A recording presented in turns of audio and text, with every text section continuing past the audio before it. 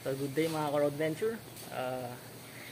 Topic natin ngayon DIY ng LSD, kung paano i-install at kung ano yung mga dapat na gamit, yung dapat gamitin. Okay, bibidyo ko na, mabilisan lang. So may maninisid tayo ngayon dyan. Si Doc Ed nga pala. Siya yung starring sa ano na to eh, sa video na to eh. Alright. So, comparison lang tayo ng LSD ng stock. Okay, boss. Stock LSD ng Adventure. Compare natin sa LSD na nakakabit sa atin. Comparison lang natin para makita ng mga viewers natin. Ayan. So, installation lang to.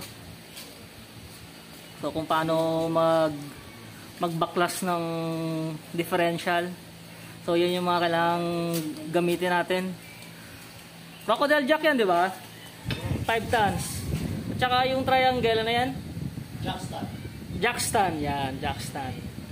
So, yung gulong natin, naluwangan na yan. Na, yung tornilyo niyan. Kabilaan, naluwangan na yan. So, mamaya babaklasin nila yan. So, sayang, hindi ko na video kanina yung kamot. Yung paatras. Yun yung maganda sana kanina. Hindi ko hawak yung cellphone eh. So explanation lang tayo. Konting explanation lang sa LSD.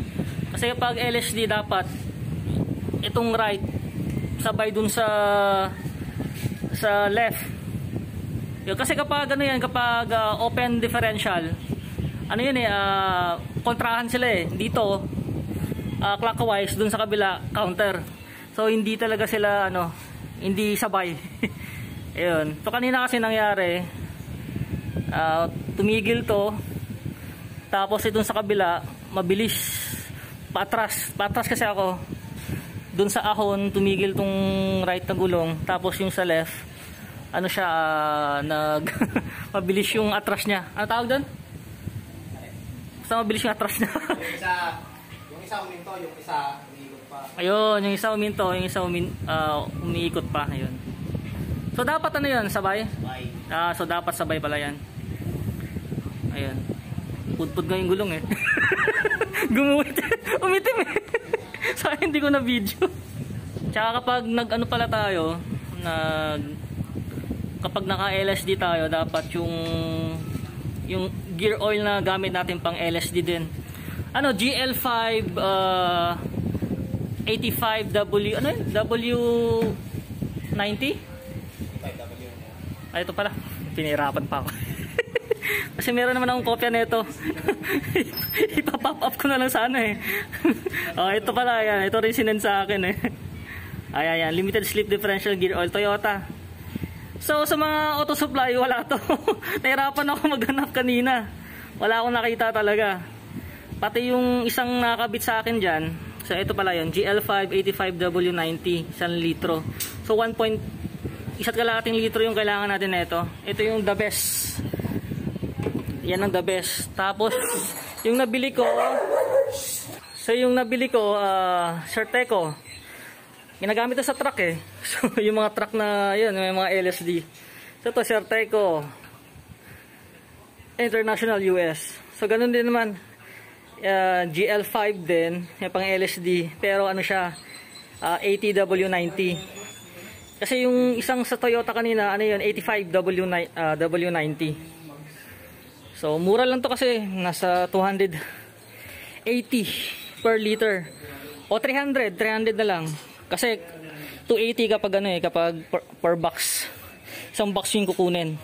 Hindi naman isang box kinuha natin, so 300 plus shipping na lang, depende sa location.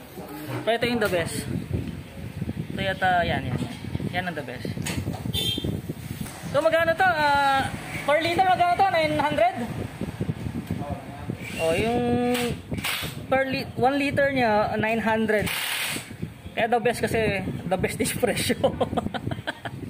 Hindi ka naman magsisisi dyan.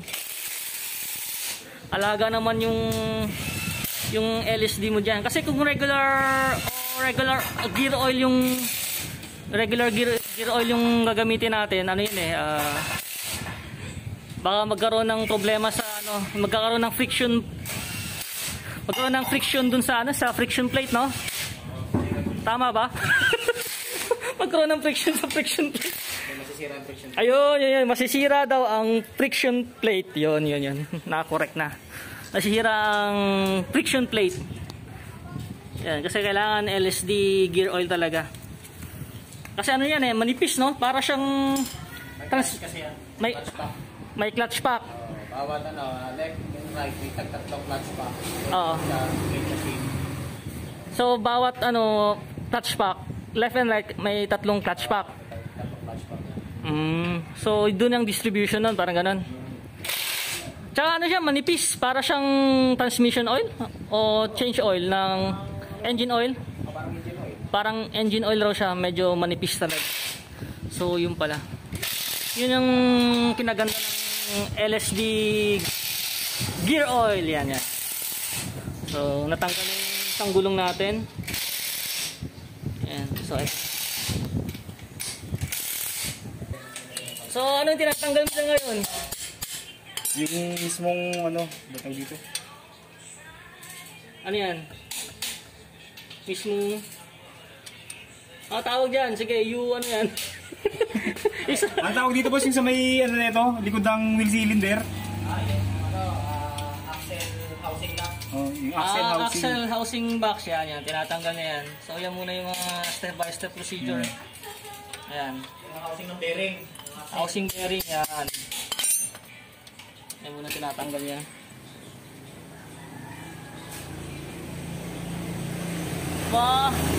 Abot na naman to 1 oras at kalahati. Sabi ko eh. Hindi nga kasi nagtatanong eh. Naghahanap kami dati niyang mga 26 inches o 27, wala akong nakita. Nauwi tuloy ako sa gas type na KYB. So ngayon may nahanap na raw sila. Ayaw na naman sabihin. Yan. So release natin yung handbrake. Bakit natin release yung handbrake? Para maikot yung propeller. Yun. Mga propeller bolt niya. Yun. Kailangan i-release yung handbrake para maikot yung propeller. Para matanggal yung mga propeller bolt. Hindi mahirapan yung tatanggal. Tsaka pwede natin yan alug-alugin, no? Yung propeller. Para malaman. Para malaman natin kung nasa magandang kondisyon pa yung propeller natin. Kasi kapag alug-alug na yan, yari na. Nagkaroon ng vibration ng body. Vibration yan. Nagkaroon ng vibration yan, yung body ng sasakyan. Medyo hindi hindi maganda sa pakiramdam nung nagda-drive ka. May nanginginig-nginig sa ilalim para matatanggal yung propeller mo. Yan yung mga tornilyo dyan. Yan yung mga... Bakit ayos lang yung pagkabit mamaya.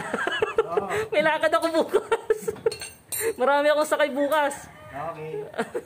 Tsaka sa Sabado. No problem. Yan. Maluwag pa nga yung pagkakakabit eh. Maluwag pa. Ngayon, sarap po. Sarap ang ganong aso. Clutch ulit? Hindi po. Flat screw lang. Flat screw. Yan. Yan. May night vision ka naman, no? Hindi mo na kailangan ng ilaw. Iwanan pa. Huwag na tayo mabuti ng gabi. Baklas kabit lang naman to. Oo nga eh. Kung LSD nga ba? Di ano yan, comparison yan. Comparison ng LSD sa sa stock. Ayan. Kasi marami kasi yung iba, yung open differential. Hindi ba tinamaan yung gitna niya? Hindi sumaya? Hindi sumaya doon sa ibabaw? Hindi pa nalulubak ng malalim-lalim yan. Maingat yung driver eh. So, open differential, LSD. Yung iba may mga kalso na na LSD. Pero open yung differential na nilalagyan ng kalso para tumakbo na parang LSD. Tapos yung iba naman weld. Yun, yung weld matibay-tibay rin, pero syempre hindi natin ina-advise na i-weld yun. Syempre for safety purposes na rin. Unsafe pa rin yun. Kasi weld, di ba? Pwede pa rin matanggal yun eh. Di ba, Doc? Oo, pwede pa rin. Oo. Ano pa bukod sa weld? Ano pa bang ibang mga pinagbabawal na technique diyan? Ayun yung ano eh, syempre, kapag Hokage ka, dapat yung mga pinagbabawal na technique ka dyan. Kasi YouTube naman, ako, syempre, may rin ako manood sa YouTube eh. Oo. Yun yung weld, yan yung mga open differential. Talagang, oo, pinapano nila yung gulong kung ano yung mga dapat gawin. Kung ano yung difference ng open differential sa LSD. At saka yung ano, yung may locker na ano? Ano tawag yun, Doc? Locker differential? So kapag nag-lock na yun, mas malakas yun. Ay, yung ano? So ayan, babaklasin nila yan. So medyo gutin lang yan para mag-release dun sa ano, sa bungo natin, sa differential. Kasi nakasuksok yun dun eh. Turo ko sa inyo mamaya kung saan nakasuksok yan. Para mag-release siya, mag-release. So nakatingala, kapag nakatingala, lahat ng gear oil nandito sa likod. oo. Wala.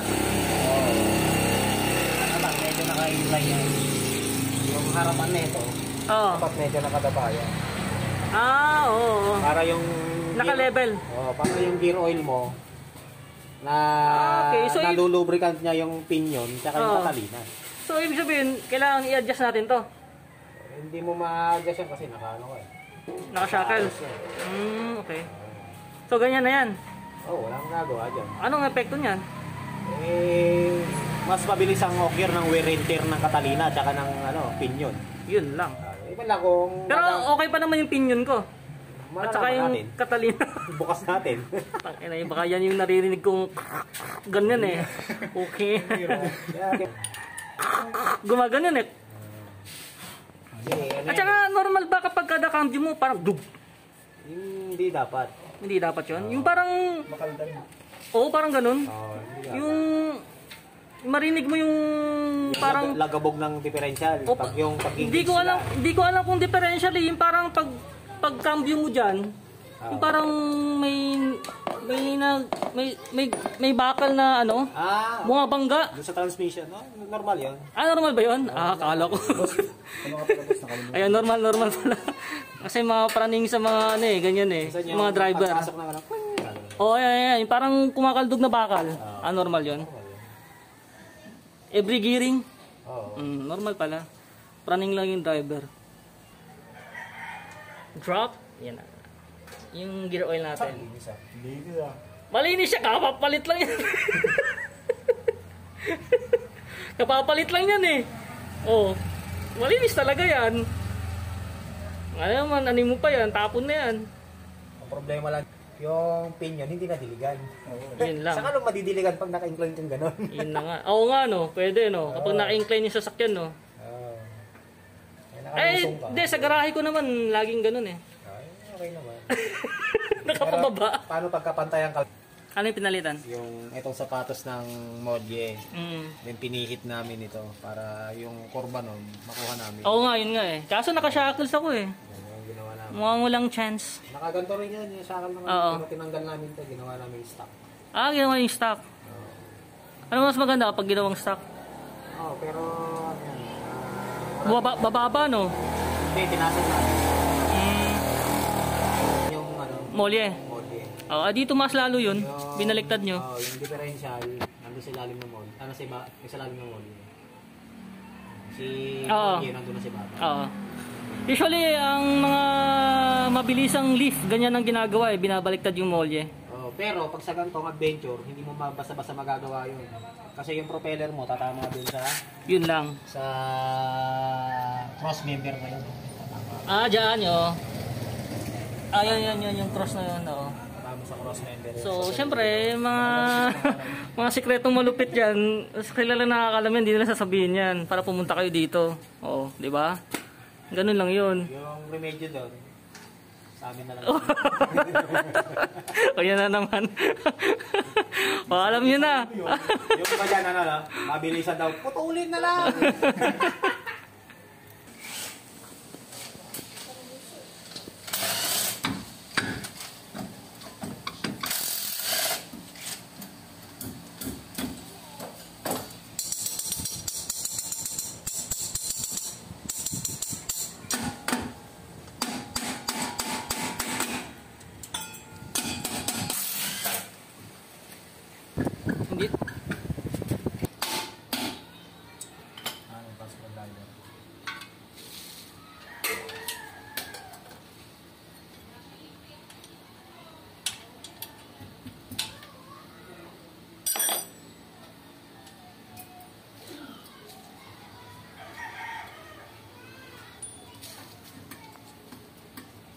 Alam mo yung ditong daanan, Doc, sa ano? Saan? Yung sa Tungko, galing Marilao. Hindi ko kabisado. Oo, yung bago mag-SM Fairview yata yan. May rough road kasi doon. Oo. Mga akyatan din. Tagus mo dito sa ano, sa Rodriguez Rizal. Ah. Grabe yung sikip din ng ano, puro ahon. Nasubukan din to sa ano, sa cornering, mabilisan, ayos din. Ano, okay na? Okay, sige.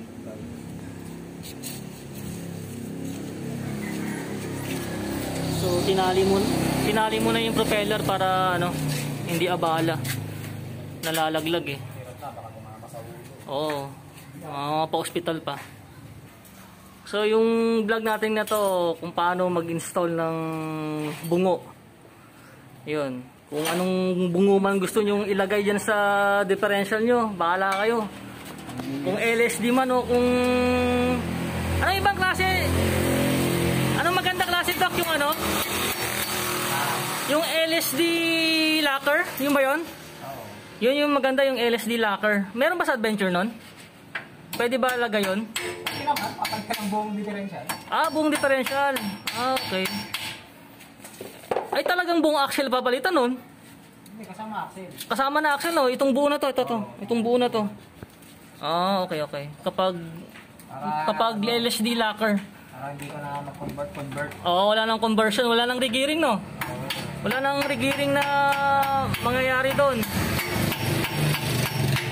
Saka kapag na-activate yung locker na yun, may ano ba yun? O automatic naglalak talaga yun? Or kailangan mo i-lock dun sa ano? Sa harap? Automatic na, no? So automatic yung LSD locker na yan. Pag nag-lock yun talaga naman persado. So pulido yung pagkagawa. Talagang silyado. Kapag lumubog talagang hindi mapapasok ng tubig. Ganyan dapat kasi kapag nalubog yung differential na yan, pag pinasok yung bungo mo na yan, siyempre yung oil doon magkakaroon ng tubig. So hindi na maganda ngayon yung takbo niyan. Kasi may halo na siyang tubig hindi na puro. So magkakaroon ng problema yung gearing mo niyan. Yung differential mismo. Posible yan masira. O kasi siyempre pag nasira yan, disgrasya pa tayo niyan. So lalo rin sa mga weld na yan, kung pag kumalas yan, yung mga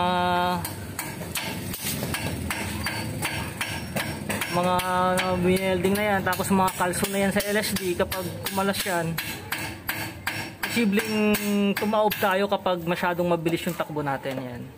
So for safety lang, ayun, talagang maganda dapat yung pagkalagay ng silicone yan. Yan, lalo na sa ano, lalo na syempre kapag tumatakbo tayo pag sa high speed, maaaring tumaob tayo niyan. Sa mga weld na yan, mga kalso na yan. So dapat kung i-regear yung differential, dapat maganda yung pagka-gearing. Pulido yung pagka-regear, di ba? So halos naman kasi ngayon lahat regear lang Bira naman makabuo ng buong axle talaga yung buong differential na to Siyempre mahal yan So sa regearing medyo mura. Wala, pero tanggalin ko muna yung mga pandikit mo.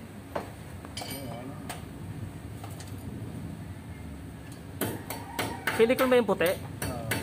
So nilagyan na yan ng silicone yan para hindi pasukin ng tubig. Which is tama yan.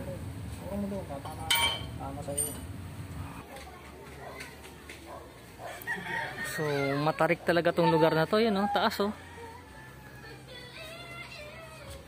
yung bundok na Tapos mataas pa yan ito Ayun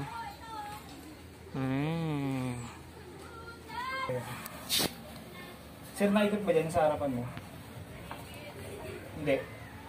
Ha? Naikot yan? Sige nga. Hindi. Okay. Sige, boss. Ito, naigi na, humalog. Kain mo. Ilahin ko to? Oo, ilan. Ano? Sige. Okay na. Okay na? Okay na? Para nakakabit pa eh. Nakakabit ko. O sige, ilahin ko. Yun. Yan, sige. Yan na. Yan na. Alright.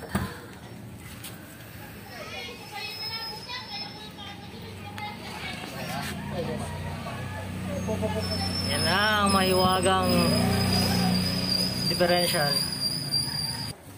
So bale, ito pala yung stock differential ko. Syempre, yung mga stock na yan, wag kayong wag yung ibebenta yung stock. Ako hindi ko talaga ibebenta to kasi in kaso por kaso, magka problema yung LSD, nandiyan pa rin yung stock nyo. So ito yung stock. Yan, normal yan. Ito yung parang, ito ba yung friction plate? Hindi pa. Ito yung parang ginto, yung square. Hindi ba yan? O si Doc Ed na nga mag-explain. So ito yung LSD, yan. Nga, boss, parang wala siya nun. Yan, meron. O si Doc Ed mag-explain yan. Yan, may nandun sa loob yung... ilaw. Friction plate. Andun, sa loob. Ayun. Yan. Yan.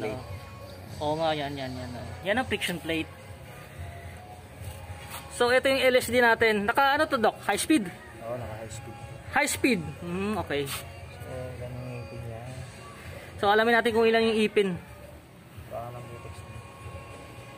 Butex. So binibilang natin ngayon yung ipin. So konting explanation lang, Doc, sa adventure differential stock. Ang stock ng differential, ang pinion mo, this is 9. 9. Itong Catalina mo, Catalina pala. itong Catalina. Catalina. Itong Spider Gear. Yan ang Spider Gear. So dito sa LSD, LSD yan.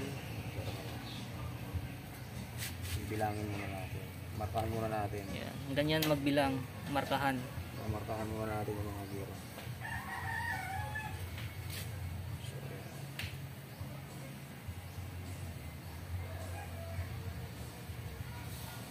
So yung kanyang pinion, yun nandun sa ilalim.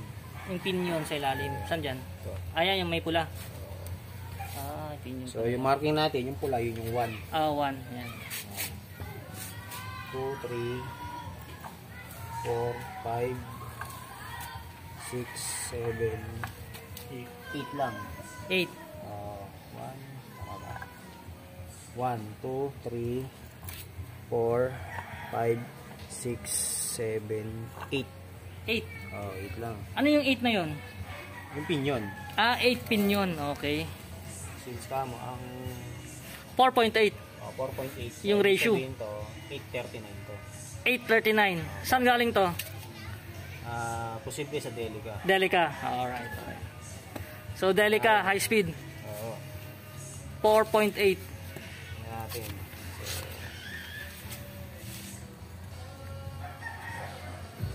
So, 1, 2, 3, 4, 5, 6, 7, 8, 9, 10. 11, 12, 13, 14, 15, 16, 17, 18, 19, 20. 21, 22, 23, 24, 25, 26, 27, 28, 29, 30. 1, 2, 3, 4, 5, 6, 7, 8, 9. 9. 839. So 8 yung pinion, 39 yung Catalina. Ayun. Kaya pala 839. Yung pala yung ano nun. Pero kung yung pagmamasdan mo, yung gearings nito. Yung gearing. Saka yung gear nito. Mas malalaki ito kaysa rito. Nga no. Mas malaki yung gearing, no? Mas malaking gear na ito kaysa dito. Oo. So ano yung resulta niyan kung Parehas ba sila? Parehas naman. Parehas lang. So anong difference yan kung malaki to, ito maliit? Ano yung cost niyan sa takbo? Mas matulin to sa rito. Mas matulin to, yung stock, Isa rito. kaysa dito. So, ibig sabihin, low speed to. Low speed. Hindi to high speed, Delica. Low speed. Low speed. So, compatible ba yun sa transmission natin? Hindi siya compatible sa transmission. Kasi ang transmission ng Adventure, Ang transmission ng Adventure, parehas sa L3 yan. parang L300. L3 tsaka L2, pare-parehas lang ng gear. L3, So, dapat, kung ang transmission mo Low speed. low speed, high speed ka dito. Ito dapat gamitin. Ito dapat yung stock. Yung stock. Huwag to yung LCD. Hindi, ano naman yan eh. Actually, pwede namang kunin yung pinion nito tsaka yung Catalina. Kunin lang dito. Itong housing lang ng LSD. Housing ng LSD. LSD lang. So, kaya, matagal ba gawin yun?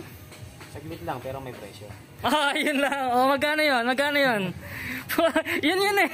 Yan ito na naman. Nabubudol na naman ako dito. Yari na naman tayo. Hindi, ang tanong, presyuan mo kasi para malaman nila. Ito, medyo may katagalan to kasi itong mga bolt na yan, may mga ano yan, thread locker. Ang thread locker niyan, yung high strength. High strength. Thread locker. Posible na susunugin muna natin yan. Puki na. Gano'ng katagal yun? Sabi ko nga ba, gagabihin tayo niyan eh. Ang gabi tayo, ang usapan lang natin eh, bakos kami tayo. Yun lang. Hindi, let's say, i-estimate mo. Kasi pagka ito ikakabit mo, mas matulin ka kaysa kumpara dito. Kumbaga, yung konting kick lang. Arangkada, maganda ang lusong. Tulad nito. Kasi maliit yung gearing eh, no? Tsaka ng Catalina eh, no? Maliit ang pinyon. Maliit din yung pinyon. Hindi katulad nito, malaki. Malalaki. So, ang ilalagay natin dito, ito, yung Catalina. Yung Catalina nito, tsaka yung pinyon, yung kukunin natin. Okay. So, wala na tong pinyon nito kasi maliliit nga. Ano? Diba? Ay, ang tanong, magkano ang presyo? Siyempre, wala naman tayong, presyo muna, siyempre, maraming mga subscribers ko.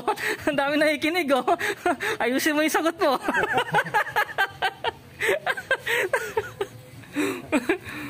Ayan, siyempre, promotional, vlog eh. Pwedeng PM sent na lang.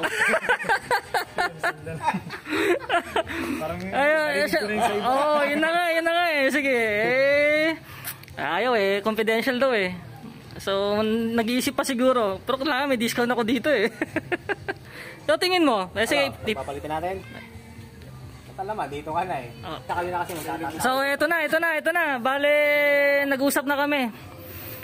Yung presyo, secret na lang, pero murang-mura lang. mura lang. So, bale, yun nga. Pagpapalitin na natin. Hindi naman pagpapalitin. Yun, explain mo ulit. Yung Catalina nito. Yung Catalina nito, tsaka pinyo, tsaka housing. Yun pa rin, tatanggalin lang natin yung kanyang housing ng spider gear. Yun, housing ng spider gear. Kukunin lang naman natin nito yung kanyang clutch pack, tsaka yung housing ng LSD niya. So, anong gagawin natin? Ito, yung housing na ito. Yun. Ano ba mas maganda? Mas matibay? Yung stock mo. Yung stock? Okay. Ay, di ko pwedeng kontrahin niya kasi wala naman tayong alam sa ganyan. Sabihin ko, bago to eh. Mas matibay daw yung stock eh. Di doon tayo sa stock. So, yun na. Napag-desisyonan na. Nabudol na. So, ang tanong ng iba, gaano katagal to? Kasi, nung oras na ba? Gagabihin na naman ako. Sige lang, wag mo daliin. Basta safe. Mag-alas 4 na. So, gaano katagal to, Doc Oid? 30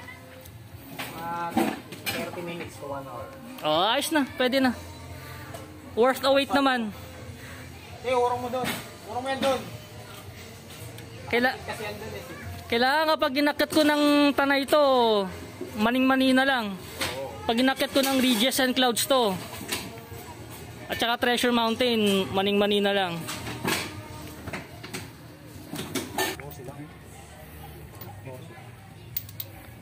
So, 8:38 to.